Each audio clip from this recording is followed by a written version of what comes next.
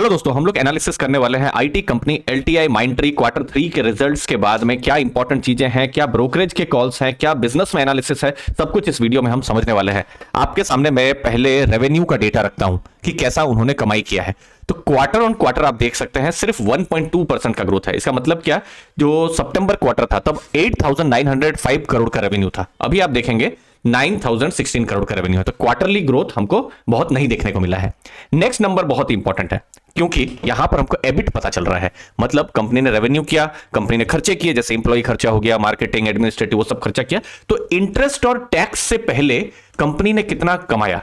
अब ये थोड़ा सा शॉकिंग नंबर आ गया है। जैसे क्वार्टर टू मतलब क्या, जो सितंबर क्वार्टर, जुलाई अगस्त सितंबर, तब उन्होंने 1423 करोड़ का उन्होंने क्या किया था, एबिट किया था। और अभी इनफैक्ट क्वार्टर 3 में एक्चुअली में एक्सपेक्टेशन था थोड़ा अच्छा होगा, वहां पर कम हो गया है। कितना हो गया है, 1386 करोड़ के आसपास में। तो ये लगभग 2.6% ये लगभग गिरा है। ठीक है, नेक्स्ट चीज, मार्जिन भी गिरे हैं।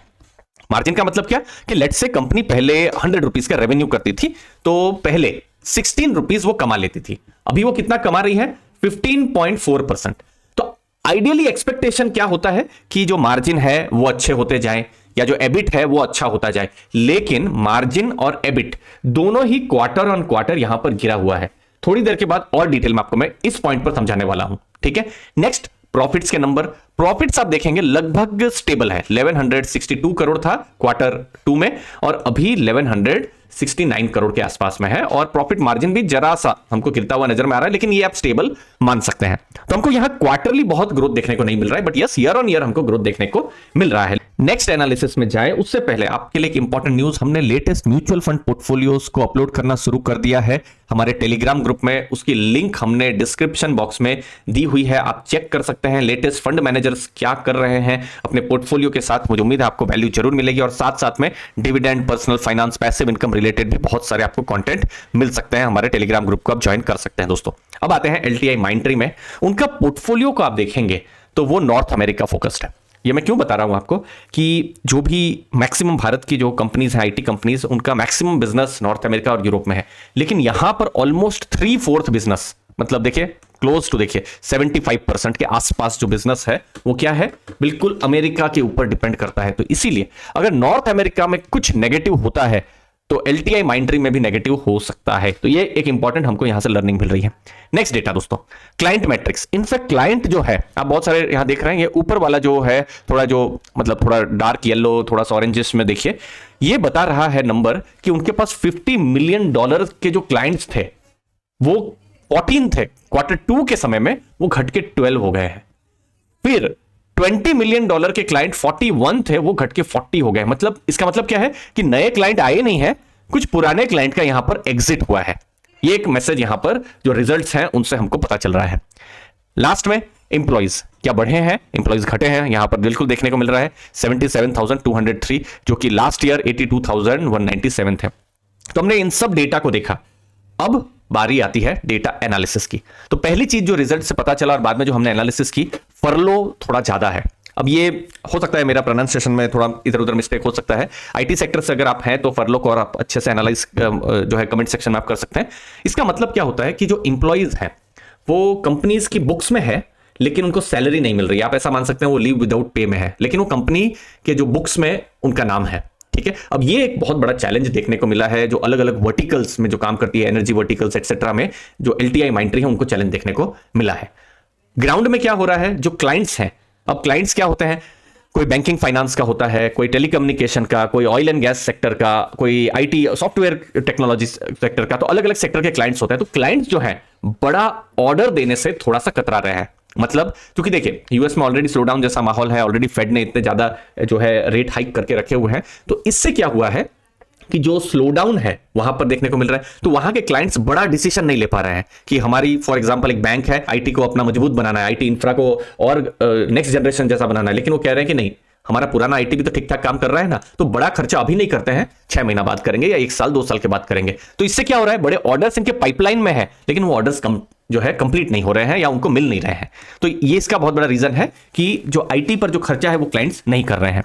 अब नेक्स्ट क्या था कि एक्चुअली में एक्सपेक्ट किया जा रहा था क्वार्टर 3 क्वार्टर 4 अच्छे होंगे, लेकिन हमने देखा क्वार्टर 2 के कंपैरिजन में भी क्वार्टर 3 अच्छा नहीं आया है, ठीक है। और ऐसे कुछ सिग्नल्स मिल रहे हैं कि क्वार्टर 4 भी क्वार्टर 3 जैसा होगा। क्वार्टर 3 मतलब क्या, अक्टूबर नवंबर दिसंबर, और क्वार्टर 4 जो अभी चल रहा है जनवरी फरवरी मार्च। एक्सपेक्टेशन यह था कि ये क्वार्टर 3 क्वार्टर 4 अच्छे होंगे, लेकिन अच्छे नहीं हुए हैं अभी तक, एटलीस्ट क्वार्टर 3 के रिजल्ट से ये पता चल रहा है। तो रिवाइवल साइन अभी नहीं दिख रहा है, ठीक है। मैंने थोड़ी देर पहले मार्जिन पर डिस्कशन किया था, तो कंपनी का पहले मार्जिन का गाइडेंस कुछ 17-18% के आसपास था, ठीक है। तो अभी क्या मार्जिन है, 16%, 15.4%, मतलब ये कहां 17-18% की बात हो रही थी, लेकिन ये वही 15.4% में आ गया। इनफैक्ट क्वार्टर 3 में मार्जिन और कम हुआ है। इससे क्या हो गया है कि जो मार्जिन लग नहीं रहा है कि क्वार्टर 4 में 17-18 जाएगा, क्योंकि देखिए आप 15.4 में है, तो आपको नेक्स्ट क्वार्टर में 20% के आसपास मार्जिन चाहिए, तो कि इतना पॉसिबल नहीं लग रहा है, ठीक है। तो ये कुछ चैलेंजेस हमको देखने को मिल रहे हैं। अब ब्रोकरेज रिपोर्ट्स में जाएं उससे पहले क्या सिचुएशन है। अभी मैं देख रहा हूं शेयर प्राइस 5619 है, पी रेशियो 36.2 है, आरओसी मजबूत है 37, आरओई भी मजबूत है 28.6, डेट टू इक्विटी 0.1 है, बहुत ज्यादा नहीं है debt to equity. Credit rating report बहुत रिसेंट में आई है क्रिसिल की, AAA की रेटिंग है, AAA मजबूत रेटिंग, तो वहां पर बहुत चिंता नहीं है। जो डेट वाला पार्ट है वहां बहुत चिंता नहीं है। अब कंपनी सस्ती है या महंगी है, पी रेशियो के हिसाब से हम देख लेते हैं। तो 10 ईयर का उनको क्या पी रेशियो मिला है, 24-25 का मिला है, ठीक है। लेकिन लास्ट 3 ईयर्स में देखेंगे कुछ ऐसे भी टाइम आए हैं, जैसे दिसंबर 2021 देखिए 56 का पी, नवंबर 2021 में 60 का पी, तो उनको 50-60 का भी पी एक्चुअली में मिला हुआ है। अभी क्या पी रेशियो चल रहा है, कुछ 36 चल रहा है। तो अगर 3 साल का आप एवरेज देखेंगे तो उसके पास ही पी रेशियो है 35 हमको दिख रहा है ना, तो ये 35-36 से बिल्कुल लाइन के पास ही हमको पी रेशियो देखने को मिल रहा है। लेकिन हिस्टोरिकली उनको क्या मिला है, 24-25 का पी। तो उनका एक तरीके से आप मान सकते हैं कि उनका पीई एक्सपेंशन हुआ है। अब पीई एक्सपेंशन हुआ है तो क्या एक्सपेक्टेशन रहनी चाहिए कि उनका बिजनेस में भी ग्रोथ हो, बिजनेस में सरप्राइजिंगली अच्छे रिजल्ट आए, ना कि शॉकिंगली खराब आए, लेकिन वैसा तो हुआ नहीं है। तो ये कुछ चैलेंजेस हैं। जब आपका पीई एक्सपेंशन हुआ है तो मार्केट भी एक्सपेक्ट करेगी। सोच लीजिए 10 का पी आपको फॉर एग्जांपल मिलता था, अभी कंपनी को 40 का पी मिलता है, तो ज्यादा ग्रोथ का एक्सपेक्टेशन है। लेकिन अगर वैसा ग्रोथ ना हो तो वो एक चैलेंज एलटीआई माइंडट्री में आया है।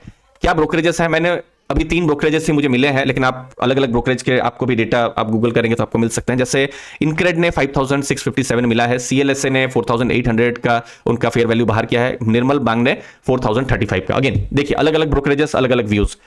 यहां पर सिर्फ मैं आपको ये लर्निंग ही शेयर कर रहा हूं, यहां पर अलग अलग व्यूज हो सकते हैं सभी ब्रोकरेजेस के यहां पर, लेकिन हमको देखने को मिल रहा है कि बहुत ही जो है रेंज बहुत ज्यादा है, 4000 से लेकर 5600 के बीच में। बाकी रिजल्ट को आप देखेंगे बहुत ही स्ट्रांग रिजल्ट नहीं है। क्वार्टर 4 में भी रिवाइवल साइन थोड़ा सा कम है। आने वाले क्वार्टर्स में हमको पता चलेगा कि रिवाइवल साइन आ रहा है या नहीं, जब हम एलटीआई माइंडट्री की बात कर रहे हैं। मुझे उम्मीद है आपको वैल्यू मिली होगी इस वीडियो से। आपके कीमती समय के लिए दोस्तों बहुत बहुत धन्यवाद। थैंक यू दोस्तों।